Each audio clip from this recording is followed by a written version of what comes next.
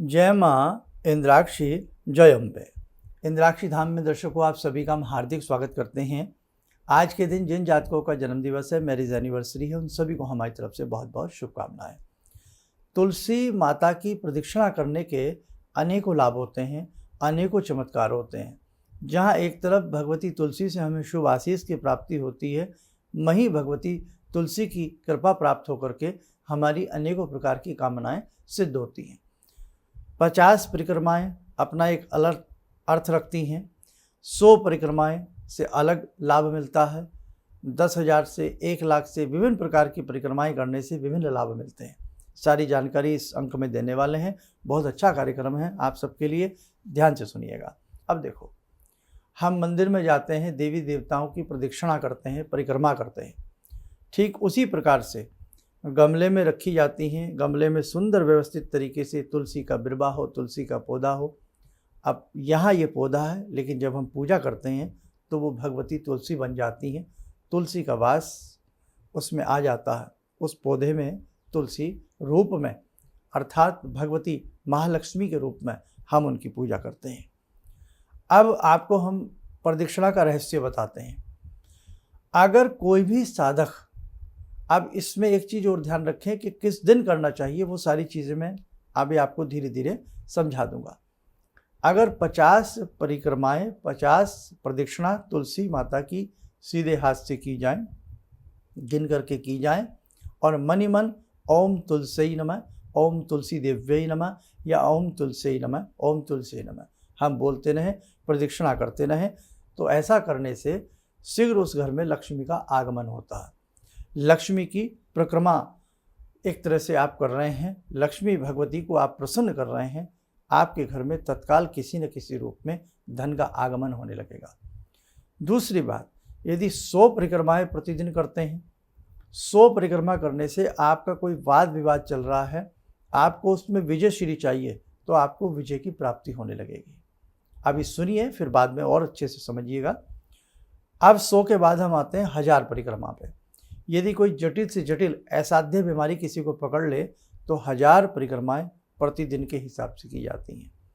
अब 1000, 100 या आपकी 50, यहाँ तक तो प्रदक्षिणा हमें समझ में आती हैं परिक्रमा, लेकिन इससे ऊपर यदि हम करते हैं तो वो एक दिन में नहीं हो सकती। उसको फिर डिवाइड हम कर लेते हैं, उस हिसाब से आप कर सकते हैं। 10,000 प्रदक्षिणा करने से सारी विपत्तियाँ, सारी आपत्तियाँ उस परिवार की नष्ट हो जाती हैं। और यदि 1 लाख प्रदक्षिणा कोई भगवती तुलसी की करता है तो नाना विध से उसकी कामनाएं पूर्ण होती हैं, उसको वैकुंठ की प्राप्ति होती है और समस्त प्रकार की उसकी मनोकामनाएं शीघ्र तत्काल सिद्ध हो जाती हैं। लाख प्रदक्षिणा एक दिन में नहीं हो सकती। अब आपको लगता है कि मैं एक दिन में, अब संडे उसमें छोड़ा जाएगा क्योंकि रविवार तुलसी की पूजा नहीं होती। यदि आपको लगता है कि हम एक दिन में 108 परिक्रमा कर सकते हैं, आपको लगता है कि हम एक दिन में इतनी प्रदक्षिणा कर सकते हैं, तो आप उसको करिए और लाख तक उसको डिवाइड कर लीजिए। या आपको 10,000 करनी है, या आपको 5100 करनी है। आप मिनिमम 50 प्रदक्षिणा अगर प्रतिदिन करते हैं तो आप माने न माने आपके घर में लक्ष्मी का वास होने लगेगा। और यदि हमने जो बताई, आप 100 प्रदक्षिणा करते हैं, उससे भी आपकी कामनाएं सिद्ध होने लगेगी।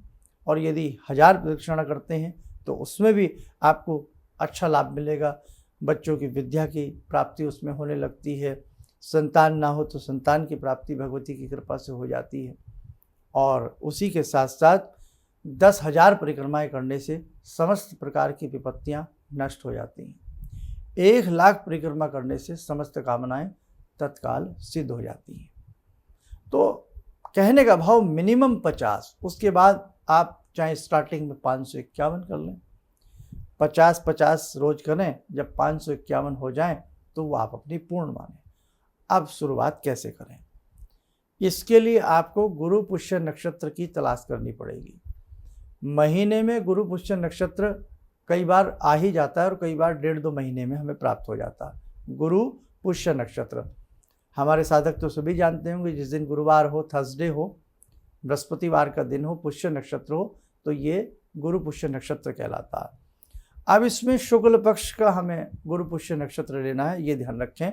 महीने में 2 पक्ष होते हैं, एक कृष्ण पक्ष होता है, एक शुक्ल पक्ष होता है, समझते हैं। ऐसे ही 2 अयन होते हैं, दक्षिणायन और उत्तरायण। 6 महीने सूर्य उत्तरायण रहते हैं, 6 महीने सूर्य दक्षिणायन रहते हैं। अब इसमें फिर ध्यान से समझ लें कि सूर्य उत्तरायण हो या सूर्य दक्षिणायन हो, यह कोई पाबंदी नहीं है। बस बृहस्पतिवार का दिन हो, गुरु पुष्य नक्षत्र जिसको बनता हो और शुक्ल पक्ष उसमें आता हो, उस दिन से आपको ये प्रदक्षिणा प्रारंभ करनी है। यदि केवल 50 करनी है तो गुरु पुष्य नक्षत्र के दिन 50 परिक्रमाएँ करके 50 परिक्रमा करें। सबसे पहले भगवती तुलसी को प्रणाम करें, आसन पे बैठ के उनको फूल चढ़ावें, थोड़ा अक्षत चढ़ावें, घी का दीप इस हिसाब से रखें, उनके पत्तों को बहुत ज़्यादा गरमाइश ना लगे, बड़े हिसाब से, चाहे साइड में कहीं घी का दीप प्रज्वलित कर दें, चौमुखा घी का दीप जलाना है, या एक बत्ती का उनकी तरफ कर दीजिएगा। पूर्व दिशा की तरफ उस दीपक की लो को कर दें, पूर्व की तरफ या उत्तर की तरफ, 2 दिशाएं श्रेष्ठ मानी गई हैं इस पूजन के लिए। और उसी के साथ साथ थोड़ा सा गंध, हल्दी का छींटा आदि दे दें, कुछ मिष्ठान भोग में, चाहे दूध या कोई फल या मिठाई कुछ थोड़ी सी लगा दें, और उसके बाद उनसे अपनी कामना कहें। तुलसी माता से कामना जैसे किसी के कान में कहते हैं कि हे भगवती, हम आपकी इतनी प्रदक्षिणा कर रहे हैं, आपकी कृपा से हमारी ये कामना पूर्ण हो। चाहे आप 50 परिक्रमाएँ करें तो आपने परिक्रमाएँ कर ली, परिक्रमा करने के बाद फिर बैठ जाएं आसन पे, उनको प्रणाम करें, हे भगवती, हे जगत जननी, हमसे कोई प्रदक्षिणा करते समय, परिक्रमा करते समय कोई भूल चूक हो गई हो तो हमें क्षमा करना। प्रणाम कर लें, उसके बाद ये उस दिन का कोर्स पूरा हुआ। अब गुरु पुष्य नक्षत्र से आपने प्रारंभ किया, यदि आपने 1000 परिक्रमाएँ करनी है, या आपने 10,000 परिक्रमाएँ करनी है, या आपने 1,00,000 परिक्रमाएँ करनी है, तो संडे छोड़ते रहेंगे, अदरवाइज़ प्रतिदिन परिक्रमा करें। इन बिटवीन कोई ग्रहण आ जाए, ग्रहण का समय आ जाए और हमें उसी समय ग्रहण पड़ रहा हो कि उस वक्त में है हमारा परिक्रमा का समय हो गया है, परिक्रमा कितने बजे करनी है ये भी बताऊंगा, तो ग्रहण काल को भी अवॉइड किया जाएगा, वो दिन भी आप छोड़ देंगे, उस दिन परिक्रमा नहीं करेंगे, धूप दीप नहीं करेंगे। तो संडे मिस हो जाएगा, ग्रहण पड़ रहा है तो ग्रहण का समय मिस हो जाएगा। लेकिन ग्रहण इंडिया में पड़े तब, आपके क्षेत्र में पड़े तब, ये नहीं कि ग्रहण तो पड़ रहा है यूएसए में और आप यहाँ पे कर रहे हैं। ऐसा ही तो होता कि ग्रहण पड़ता है विदेशों में और यहाँ आपकी राशि के ऊपर क्या असर आएगा, मतलब समझ से बाहर की बातें हो जाती हैं। अब देखो बेटा, आपको क्या करना है, दिन पता लग गया, पक्ष पता लग गया, धूप दीप पता लग गया, प्रदक्षिणा हम 50 तो मिनिमम है, उससे आगे जितनी 10,000 भी कर सकते हैं, 11,000 भी कर सकते हैं, 51,000 कर सकते हैं, 1,25,000 कर सकते हैं, 1,00,000 सवा लाख में तो समस्त कामनाएं पूर्ण होती ही होती हैं, भगवती की कृपा बनती है। लेकिन प्रतिदिन उस दिन से शुरू करके फिर प्रतिदिन प्रदक्षिणा होगी, संडे और ग्रहण को छोड़ करके। Okay, clear. अब जिस दिन आपका अंतिम दिन हो, जिस दिन हमारी प्रदक्षिणा पूर्ण हो रही हो कि आज ये लास्ट डे, तो उस दिन आप अच्छे से भगवती का श्रृंगार करें, चुनरी वगैरह चढ़ावें, जैसे तुलसी विवाह में किया जाता है या कार्तिक मास में हम करते, अच्छे से चुनरी बुंडी चढ़ा करके प्रणाम करें और कुमारी कन्या को यानी कि छोटी कन्याओं को उस दिन भोजन, 1, 3, 5 कन्याओं को भोजन करा दें, कुछ श्रृंगार का सामान उन्हें देवें, चाहे बच्चों के मतलब कि कोई छोटी छोटी चूड़ियाँ या कुछ भी हम उनको देवें, भोजन की व्यवस्था करें, और बस ये आपका हो गया। जब तक प्रदक्षिणा चलेंगी तब तक ब्रह्मचर्य का पालन रहेगा। आपके घर में भूल कर भी नॉनवेज नहीं आएगा। बहुत लोग ये कह देते हैं मैं नहीं खाता हूँ, परिवार के लोग खाते हैं, वो भी नहीं चलेगा। आपके घर में नॉनवेज आना ही नहीं चाहिए। आपके फ्रिज को नॉनवेज टच ना करे, ये ध्यान रखें। आपके बर्तनों को टच ना करें। यदि ऐसी स्थिति आपके घर में है तो इस प्रदक्षिणा का आपको रत्ती भर भी लाभ नहीं मिलेगा, आप इससे वंचित रह जाएंगे। अब बहुत लोग कह देते हैं अरे साहब वहाँ लोग खाते हैं, वहाँ पीते हैं, फलाना करते हैं, डिमका करते हैं। अरे भैया, जो जो करता है उसको करने दीजिए, लेकिन आपको नहीं करना।